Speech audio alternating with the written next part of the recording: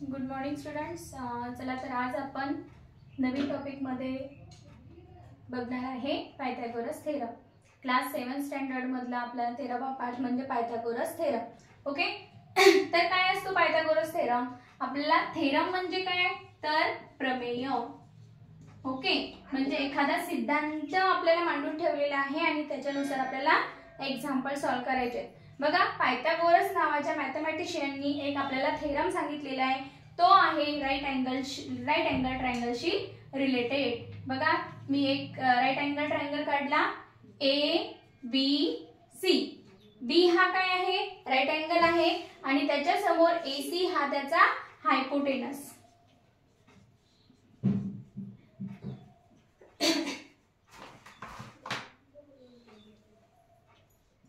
Hypotenuse म्हणजेच काय म्हणणार आपण त्याला? कर्ण.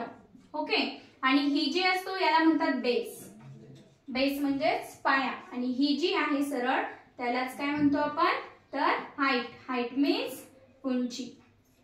पायथागोरस थेरम हा याच्यावरती डिपेंड आहे, राईट अँगल ट्रायंगल वरती. बघा, तर पायथागोरस थेरम मध्ये काय म्हटलंय की जी राईट अँगलच्या समोरील बाजू आहे ती म्हणजे हायपोटेनस म्हणजेच काय AC. याचा स्क्वेअर हा कोणाच्या स्क्वेअरच्या बेरच्या एवढा असतो हे त्यांनी सांगितलं.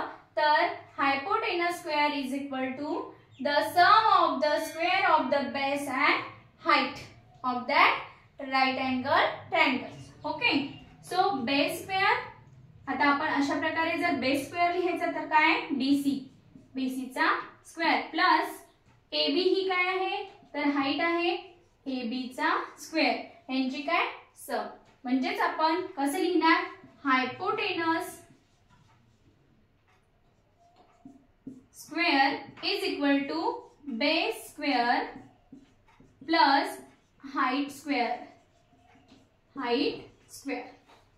अशा प्रकारे बघा हा थेरम दिलाय. आता याच्यावर आधारित आपल्याला पायथागोरस म्हणजे की त्रिकूट सिद्ध होतं का, किंवा आपल्याला सपोज हाईट आणि बेस दिलेला आहे तर आपल्याला हायपोटेनस काढायचं आहे असे काही एक्झाम्पल दिलेले असतील, किंवा हायपोटेनस आणि बेस दिलेला आहे त्यावेळेला हाईट आपल्याला फाइंड आउट करायची आहे असे काही एक्झाम्पल दिले असतील तर ते या थेरमच्या आधारावर आपल्याला प्रॅक्टिस सेट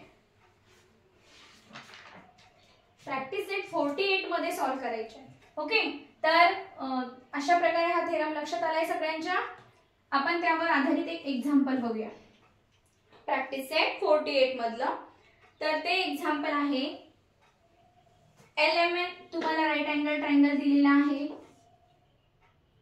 L, M आणि N. आता हा राईट अँगल आहे, त्याच्या समोरचा हायपोटेनस दिलेली आहे X आणि हाईट 7 अँड बेस दिलाय 24. दिसतंय का सगळ्यांना? ओके. तर आपल्याला काय फाइंड आउट करायचंय बघा, आपल्याला फाइंड आउट करायचं आहे X. So by the theorem of काय लिहायचं आपल्याला फाइंड आउट करताना? बाय द थेरम ऑफ किंवा बाय पायथागोरस थेरम. पायथागोरस हे लिहायचं आणि मग पायथागोरसचा थेरम आपल्याला माहिती आहे hypotenuse square is equal to base square plus height square.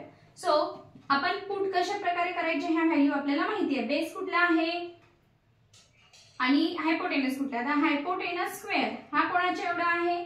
Base square plus height square. Okay. तर अशा प्रकारे आपल्याला माहिती आहे 24 चा स्क्वेअर. यासाठी स्क्वेअर लर्न असणं गरजेचं आहे. स्क्वेअर पार्टच करून ठेवायचे. 576 प्लस 49 चा स्क्वेअर काय होईल? सॉरी 7 चा स्क्वेअर काय होईल? 49. सो याची ऍडिशन आपण केल्यानंतर आपल्याला आन्सर काय मिळेल बघा.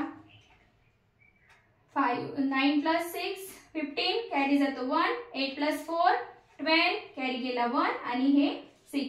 So we get x square is equal to 625.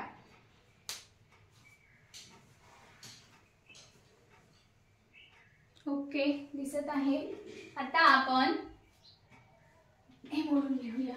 वरती आपण x ची व्हॅल्यू काढू. आपल्याला x स्क्वेअर मिळाला, बट x ची व्हॅल्यू केव्हा मिळेल?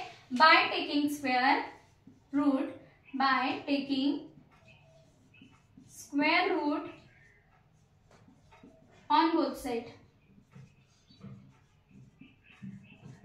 जेव्हा आपण या दोघांचे स्क्वेअर रूट घेतलेत म्हणजे की x स्क्वेअरचा स्क्वेअर रूट आणि 625 चा स्क्वेअर रूट, तो आपल्याला आन्सर आपल्याला असं मिळेल x इज इक्वल टू 25.